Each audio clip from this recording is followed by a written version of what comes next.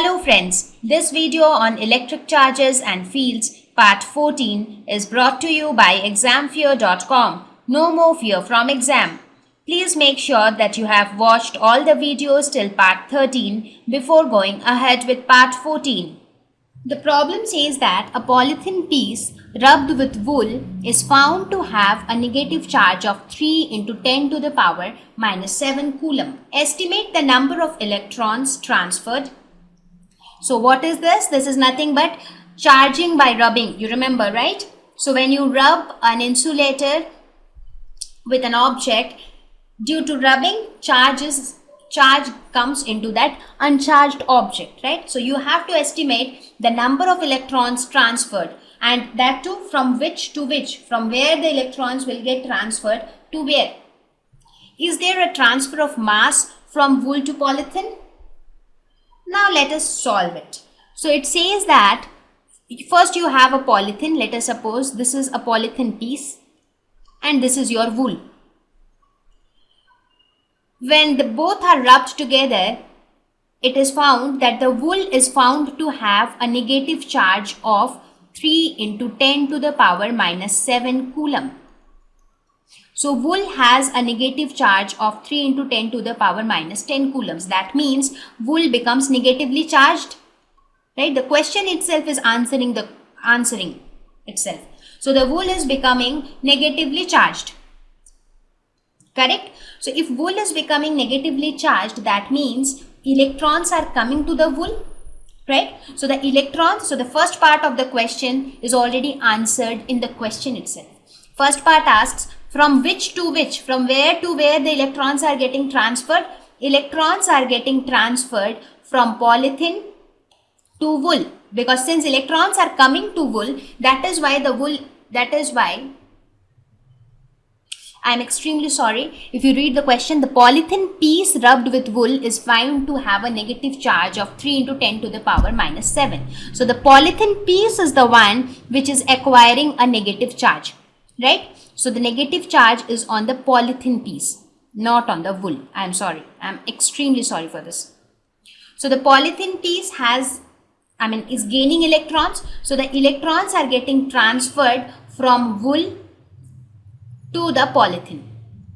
So the polythene is gaining electrons and it is becoming negatively charged. Now you have to calculate the number of electrons transferred.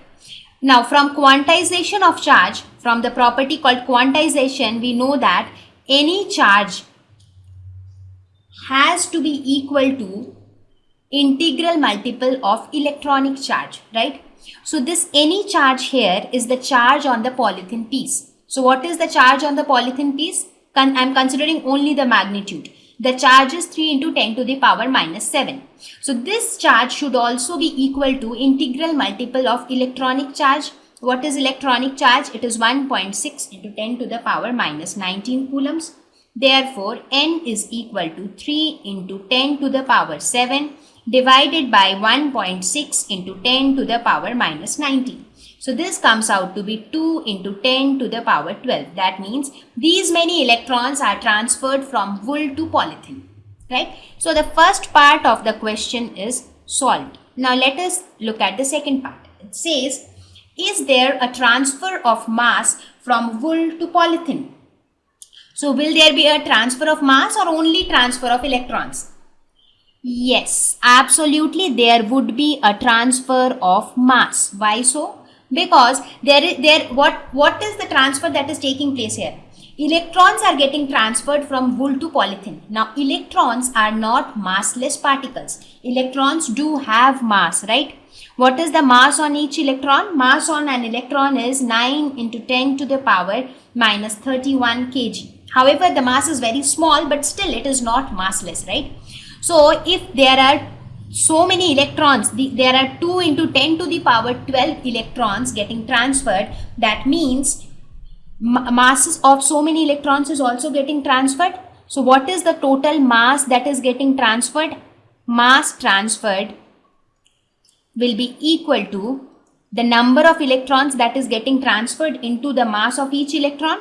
So number of electrons is 2 into 10 to the power 12 into mass of each electron, that is 9 into 10 to the power minus 31.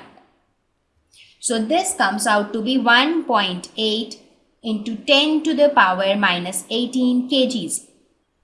So this amount of mass is getting transferred from wool to polythene. Clear? Okay, so let us go ahead and look at problem 2. So the problem states, the electrostatic force on a small sphere of charge 0.4 microcoulomb due to another small sphere of charge minus 0.8 microcoulomb in air is 0.2 newtons. So what are the values that are given? The charge on one sphere Q1 is equal to 0.4 microcoulomb. So that is equal to 0.4 into, this is equal to 0.4 into 10 to the power minus 6 coulombs. The charge on another sphere, that is Q2, is equal to minus 0.8 microcoulombs. That is equal to minus 0.8 into 10 to the power minus 6 coulombs. Right? And the electrostatic force on the small sphere due to the large sphere, that is F on 1 due to 2, is equal to 0.2 Newton. So we have to calculate the distance between the spheres, that is R we have to calculate, and we have to also calculate the force on second sphere due to first sphere. These are the two things that we have to calculate. So let us suppose these are the two spheres Q1 and Q2. This is Q1 and this is Q2. This is the distance between them, that is R. So Q1 is positive and Q2 is negative. So force on Q1 due to Q2, that means force on Q1 due to Q2 will act in this direction because they are opposite charges. Right? So this is the direction of F12. Now we know that, let us solve the first part first.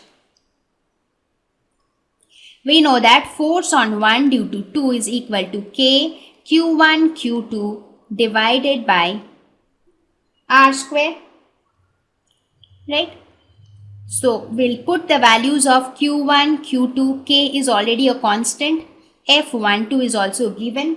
Therefore, R square will be equal to K is 9 into 10 to the power 9 into Q1, that is 0.4 into 10 to the power minus 6 into 0.8 into 10 to the power minus 6 divided by the force, that is 0.2.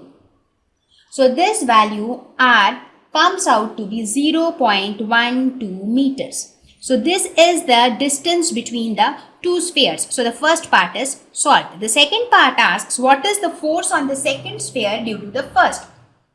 When I discussed Coulomb's law, I told you that Coulomb's law satisfied Newton's third law, that is force on 1 due to 2 is equal to force on 2 due to 1, but in opposite direction. Now if you look at this figure, this is the direction of force on 1 due to 2. Now when you consider the force on 2 due to 1, it will be along this direction because 1 will pull it towards itself. So if you look at this, both are in opposite direction to each other, but the magnitudes are same. Therefore, force on 2 due to 1 will be equal to minus 0.2 newtons. So this is the solution for the second part. Let's look at problem 3. The problem states, electrostatic force of repulsion between two positively charged ions carrying equal charge is 3.7 into 10 to the power minus 9 Newton. That means, let us suppose there are two positively charged ions, say plus Q and plus Q. When they are separated by a distance of 5 angstrom, that means the distance between them is 5 angstrom. So R is equal to 5 angstrom. What is 5 angstrom? It is nothing but 5 into 10 to the power minus 10 meters. And when they are separated by this distance, what is the electrostatic force of repulsion between them? that is equal to 3.7 into 10 to the power minus 9 newtons.